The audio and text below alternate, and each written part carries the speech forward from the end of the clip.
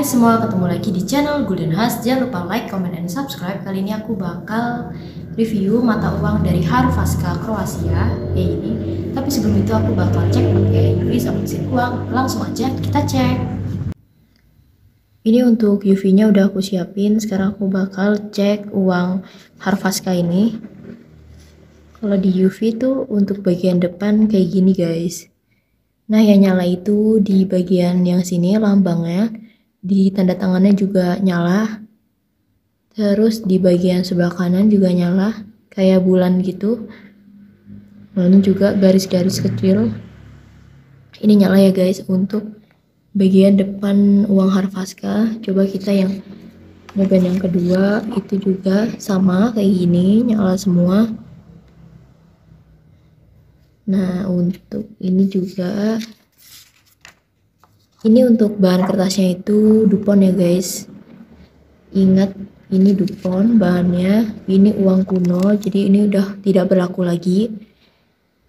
Nah kayak gini untuk bagian depan, ini nomor serinya juga nyala kayak gini.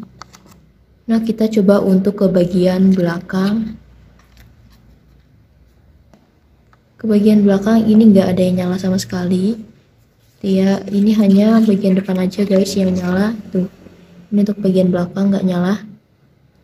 Kalau bagian depan itu penuh dengan warna kehijauan gitu kayak gini, jelas ya. Ini keren banget guys tuh. Ini untuk bagian depan. Nah udah aku cek pakai UV, sekarang aku bakal cek pakai mesin. Nah oke guys, jadi ini untuk mesin uangnya aku bakal cek uang Kroasia ini. Kita masukin ke dalam mesin. Sudah kayak gitu, kita pencet tombol yang restart ya. Nah di sini ada 13 lembar dan UV-nya nggak bunyi secara terus-menerus. Berarti uang yang aku review kali ini asli. Uang Hrvatska pecahan 50 dan udah kita cek pakai UV sama mesin. Sekarang aku bakal jelasin untuk sejarah Kroasia. Langsung aja ke pembahasannya. Oke guys, jadi aku di sini bakal jelasin untuk sejarah yang ada di Hrvatska Kroasia. Jadi Kroasia itu adalah sebuah negara yang terletak di benua Eropa, tepatnya di antara selatan dan timur benua Eropa. Ini berbatasan dengan Slovenia dan Hongaria di sebelah utara, Serbia di sebelah timur, Bosnia-Herzegovina dan Montenegro di tenggara. Sedangkan di sebelah barat dayanya adalah Laut Adriatik. Kemudian ibu kota Kroasia itu adalah kota Zagreb.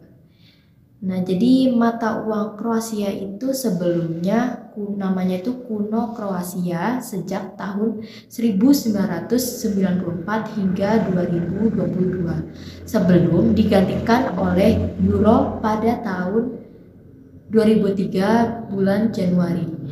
Nah, setiap satuannya itu dibagi menjadi 100 lira. Nah, untuk sistem pemerintahan negara Kroasia itu sistem pemerintahan republik parlementer yang kepala negaranya adalah presiden dan dipilih langsung oleh rakyatnya melalui pemilihan umum. Presiden dengan masa jabatan 5 tahun atau dapat dipilih kembali sebanyak 2 periode. Nah, sedangkan kepala pemerintahnya itu adalah Perdana Menteri yang ditunjuk oleh presiden dengan persetujuan parlemen. Jadi gitu guys. Nah, Perdana Menteri Kroasia itu pada dasarnya adalah pemimpin partai politik atau pemimpin koalisi politik terbesar di Kroasia. Nah, untuk sistem ekonomi Kroasia, negara Kroasia itu termasuk negara terkaya di kawasan Semenanjung Balkan dan negara-negara bekas Yugoslavia.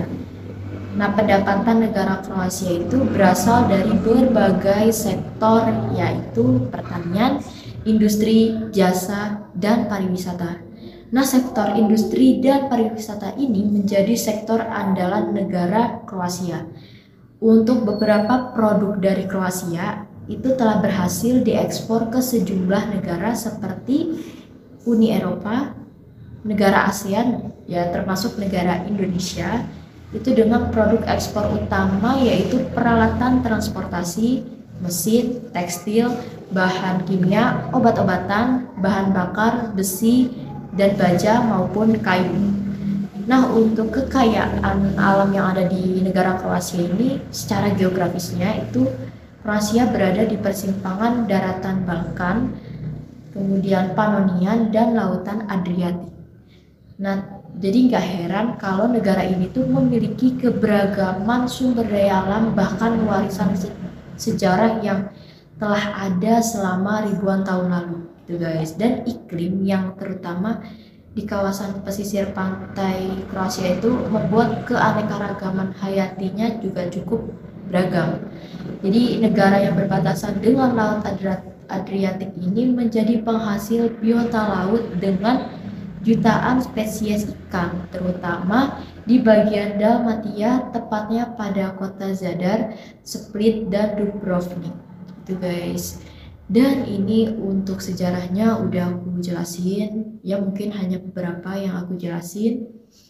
Kalian bisa cari-cari lagi di sumber yang ada, aku juga nyari di sumber yang ada ya guys. Kalau misalkan ada kesalahan kata atau ada yang kurang, mohon dimaafkan karena aku juga masih banyak belajar. Nah, untuk yang udah nonton channel aku, terima kasih banyak.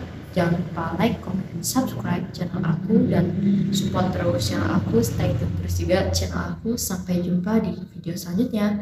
Bye bye.